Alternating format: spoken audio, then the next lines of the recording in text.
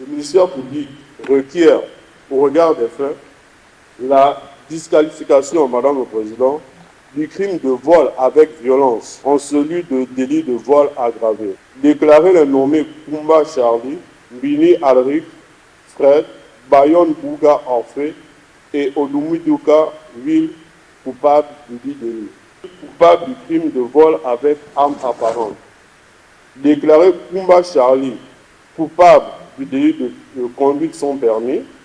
Il n'y a aucune circonstance atténuante, Madame le Président, dans l'état actuel de cette procédure.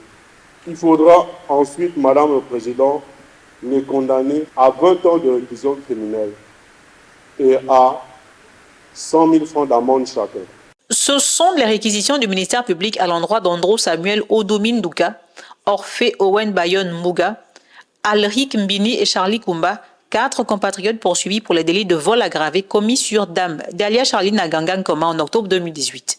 Pour la défense, le parquet général se fourvoie. Ministère public, en se fourvoyant, vous allez tout simplement disqualifier l'infraction pour la qualifier en vol, conformément aux dispositions de l'article 292 de notre code pénal. Puisque, à l'évidence, lorsque vous avez appelé la victime Dame Aganga Dalia Charlie Nalaba, elle a dit qu'elle était posée sur son véhicule lorsque M. Odoumi a pris la dernière scénaire qui lui restait. Et elle ne vous a pas dit qu'on avait perpétué sur elle une violence physique, peut-être morale.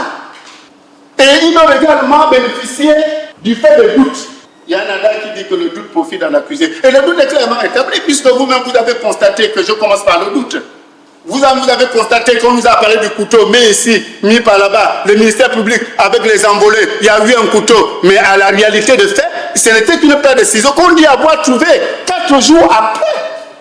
On rappelle, Dame Aganga, qui a refusé de se porter partie civile, avait été agressée par les mises en cause, dont l'un est son beau-frère, devant son domicile aux environs de 23 heures. En plus de l'avoir dépossédé de ses téléphones portables et de ses bijoux, puis d'une somme de 500 000 francs CFA, les braqueurs s'emparaient de son véhicule. Les indélicats ont été condamnés par la Cour à 10 ans de réclusion criminelle et à une amende de 100 000 francs CFA chacun. Ils devront donc encore séjourner 3 années en prison.